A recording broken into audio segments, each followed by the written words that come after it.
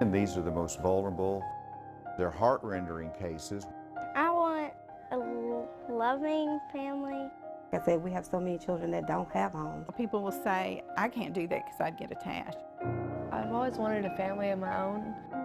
And there are so many children out there that need homes. A lot of the situations are really just sad. I couldn't imagine not having a place to stay. Those are very difficult circumstances to work with. This is about helping these little ones. We are in crisis, a foster care crisis. Right now, 4,900 vulnerable children are in our care. The system is overloaded. We lack homes, beds, and people willing to help. In fact, there have never been this many children in Arkansas foster care in state history. Even our governor is calling on families like the one you're about to meet to step up and help. By just saying yes, this North Little Rock family is helping children during the most traumatic times in their young lives. Marcy is the oldest, this date holding the youngest, little Chance. I'm gorgeous. Then Caitlin, here with Mahana. These four thread together in the most unique way, with one thing in common. This is fun for me. Her name is June Simpson. I just grew to love this population because to me, it's just a joy to work with them. It started back in 1984. June and her husband David had one biological child, but decided to open their home to foster children. And if you can stand in that gap for even a short amount of time and strengthen a family, then you are strengthening a child. For her, that one child turned into two, and then the last count, which was a few years ago, was 125. Yeah, it's been a lot, and it's always fun to go back through the names and talk about, oh my gosh, do you remember when so-and-so did that? The Simpsons adopted Marcy and Caitlin, and right now they're fostering Chance, who was born at 25 weeks, and Mahana, who was born with what's called Pierre-Robin sequence. She has a very tiny mandible, and so as you can tell, her bottom jaw is really not there. June, not a nurse, but she says she learned along the way. Her home now equipped with oxygen and other equipment to meet the children's greatest needs. And it is a bone conductor hearing device. And because she does not have ear canals or a middle ear, this enables her to be able to hear. June does this, she says, simply because she can. It just breaks my heart. These children are already in a trauma situation, being taken for whatever reason, and then there not being a place for them. People will say, I can't do that because I'd get attached. Well, you know what? This isn't about me. This is about helping these little ones. And to get attached is, I think, showing them that they're worth it. And the children feel it. Caitlin, born a preemie, will graduate high school this month. And I don't think I would be as, successful as I am now. And it's all thanks to, my mom and my dad and my sisters. I couldn't imagine not having a place to stay. And while Marcy and Caitlin stayed permanently, the goal for the rest, June says, is that the children in her care are healthy and find permanency. It comes down to, it's not about us, it's about them. And why else would you do it? A mom who sews together a gap in the lives of the children who need it most. What are you doing the grandma thing? What are you doing the grandma thing? You aren't required to foster children who are medically involved, but June says it just takes an open heart to help any child. You can also support a foster family, for example, by helping buy winter coats or pay for swim lessons, for example, or you could donate supplies. Oftentimes it's sudden when a child is taken into state care, so the children or families fostering them may not have the items they need. Well, there's a campaign this month which is helping thousands of kids in the system. May, of course, is National Foster Care Month, and donations will be accepted until the end of this month. Items needed most include duffel bags, toothbrushes, sippy cups, and packaged snacks. Head to THV11.com for drop-off information. Nearly 1,000 caseworkers devote their lives to our state's youngest, most helpless population every day. What it's like for one of them, in her own words. Because there's so many kids in the state of Arkansas that don't have a home. So many workers, sit in the office late at night trying to find a placement for these kids.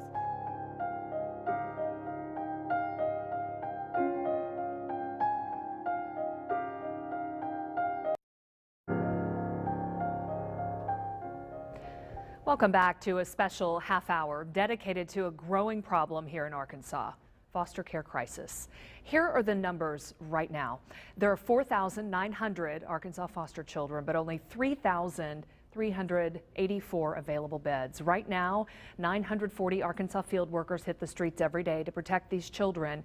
Their average caseload is 27. It goes without saying their work is heart-wrenching and at times thankless. One worker describes it all in her own words. My name is Kalila Warwick. I'm a family service worker here at the Department of Children and Family Services. I was a caseworker up until a week ago. Now I primarily work with recruiting foster parents and adopted parents. You know, a lot of the situations are really just sad. A lot of kids don't have, parents that give them the basic needs. My caseload was kind of small. It was 15 people, 15 families on the caseload. But here recently in the last few months, things have kind of changed. So I went from 15 to 30. When you have those type of situations, it just really breaks your heart to see kids that love and, want to be loved, and they don't have that at home. So it's really sad. Hi, this is Kalila Warwick calling from the Department of Children and Family Services. I am calling concerning your inquiry about becoming a foster parent. Families are very badly needed at this point. I mean, like I said, we have so many children that don't have homes. And so at this point, we really, really need foster homes. Do it because we need it. These kids need it. If nobody else do it if you don't do it for anybody else, do it for the kids because it's needed. If you want to become a foster or adoptive parent or help in any other way, the information to do so is on our website, THV11.com. Governor Asa Hutchinson made this crisis top priority. He sat down with me to share why. These are the most vulnerable. They're the ones that are struggling in life, and the state has a responsibility.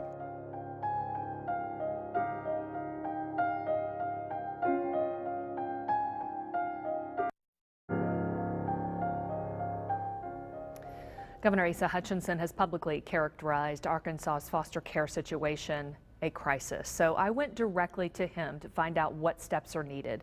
And I also found out why he is so passionate about the children in state care who need our help. These are the most vulnerable. They're the ones that are struggling in life, and the state has a responsibility.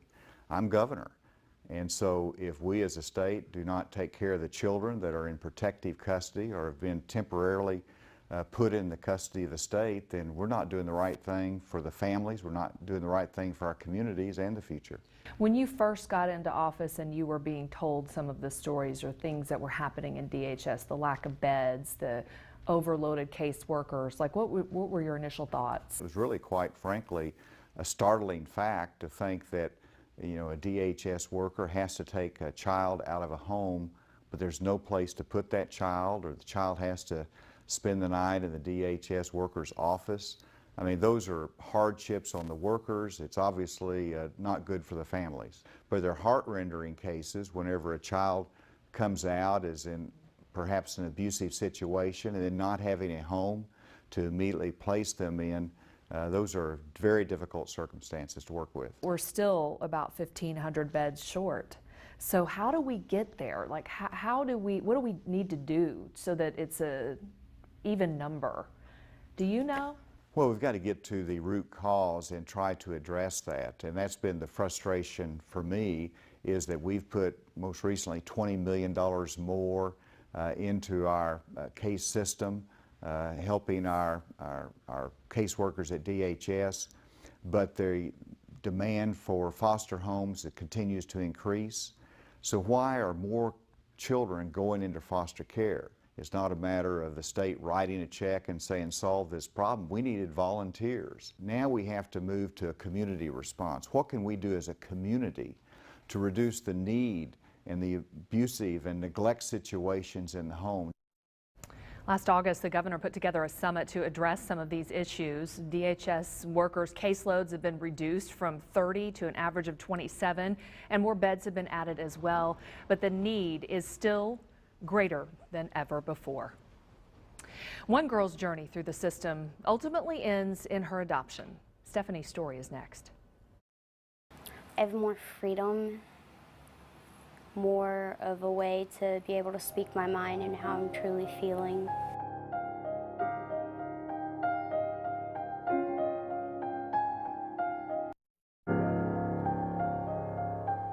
THV11 has partnered with the Arkansas Department of Human Services to help find placement for the 777 foster children currently up for adoption. 89 of the 161 children we've featured in our series so far have been adopted. Anastasia is one of them. You might remember her. She was 13 when we featured her in November of 2014.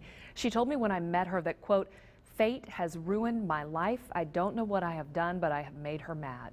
Well, she's found a family. She was adopted, and DHS tells me she is doing well in her placement. We also shared 15-year-old Asa's story this past January.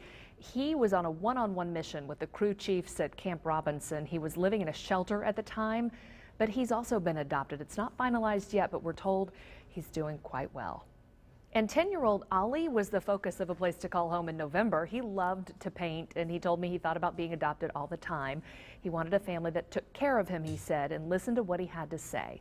Well, he found that family. Ali has been adopted. And then sometimes you just know, when you meet someone, you know that they're in the right place. And that's what happened to me within the first minute that I caught back up with Stephanie and her now adoptive family. Watch and see if the same thing happens to you. It's a simple scene, a mother-daughter hug, the way it's supposed to be. But there's nothing simple about this family's story. Back in October, 17-year-old Stephanie was alone, living in a group home. We met up with her and discovered a creative talent here. She painted a ceramic owl. She was also very optimistic she would find a family she desperately needed. That day, she told me she did not want to age out without a home. I saw her on A Place to Call Home. Kelly Wirtz was watching that story and says she was particularly touched. The very first thing I noticed is that she was painting an owl, and I love owls. Soon after, Wirtz called DHS and asked to meet Stephanie. She was not shy, and she wasn't bashful, and she was sweet and had the most beautiful smile, and I immediately knew that there was no question that she was meant to be with us. After I left that first time, I actually missed them a lot and talked about them a lot the entire ride home. This is my room. This is great. I really like it. I like my pictures mainly. Fast forward 5 months and her adoption is nearly final. In her room, I spot the owl. I recognize this Oh yeah, that's from the painted pig. from our shoot. I really thought that it was a really great experience, and it helped me find a home. Stephanie shares a room now with her sister and also now has a brother along with pets. I feel really good about it. I'm really happy. I am a single mom. I live paycheck to paycheck. I don't have a lot. I mean, we don't. I mean, but we have a home and we have each other. The first time I met her, I knew that she was going to be my daughter. And it says, maybe God is calling you to tell me something that might change my life. Stephanie here reading a card she gave to her mom at Christmas, a teenager who found her place to call home. I get really excited over everything. We can do crazy face. Stephanie is quirky and goofy and fits in so well in our house because we are all goofy, loud, so loud.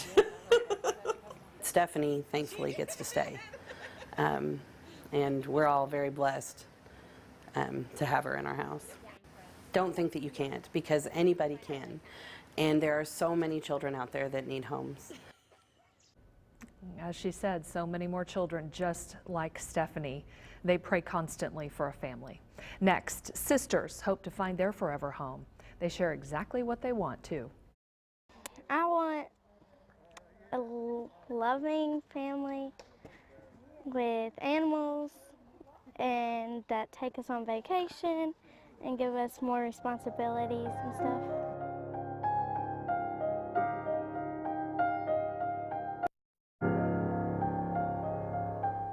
Finally tonight, the reason we are here, the children. We end with Caitlin and Alicia, who hit the horse trails, hoping their path takes them straight to a forever home. Whiskey is the first horse we meet. Smile. He's the black one here. You know they're not happy when they put their ears straight back, but she's not doing that at all. Then there's Candy, the gray and white mare. Whiskey and Candy get saddled up. They do this every single day. Great job, Caitlin. They could walk these trails with their eyes closed. But today is different. Welcome to Chief White Horse Trail Rides. My name is Cindy. I'll be your trail guide today. Whiskey and Candy are carrying precious cargo. Awesome, look at you go. My name's Alicia, and I'm 11 years old. You ready? Climb. My name is Caitlin, and I'm 7 years old. Oh my gosh, what can I say about Caitlin and Alicia? They are a wonderful group of girls. Alicia and Caitlin have never done anything like this. Sisters with an unbreakable bond, a fierce spirit, and a love of horses. They're very loving creatures, and like I've always wanted to keep one in my house.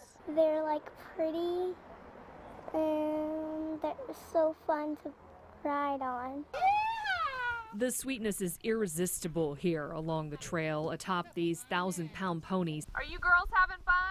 Especially when you learn these two are foster children living in not a home, but a shelter. The reason being is because we have a shortage of foster homes. We really do need more foster homes so we won't have to put our children in group home settings. This day we're only thinking about holding on, crossing the stream, and making sure Whiskey and Candy do what they do. My favorite part is when we went up the hill and like most of the horses started trotting up the hill. Really fun. Felt like on a roller coaster. Yeah. My stomach was twisting and turning. You can just tell by today how much they are active and energetic and love to be around each other. And you can tell they want a forever home. They never stopped hugging me. How badly do they want a home, I asked? From 1 to 100, 100. I want a loving family with animals and that take us on vacation and give us more responsibilities and stuff. Until that day comes, the memories from this one will carry them along. One of the best days of their lives, they tell me, on the backs of Whiskey and Candy. It was a great adventure. Thanks to Chief Whitehorse and our guides for a great day. If you'd like more information on the girls or anything we've shared in this half hour, head to THV11.com. Thank you for joining us for Foster Care Crisis this half hour. We leave you tonight with a call to action, a plea for help. Our children are counting on it. We really do need more foster homes. I had like a dream a couple months ago that I actually will have a family one day. Let it be known that each child that's in foster care needs someone to love them, to nurture them, to stand up for them. To think that no one wants you. They're the ones that are struggling in life, and the state has a responsibility. I feel really good about it. I'm like really happy. Don't think that you can't, because anybody can.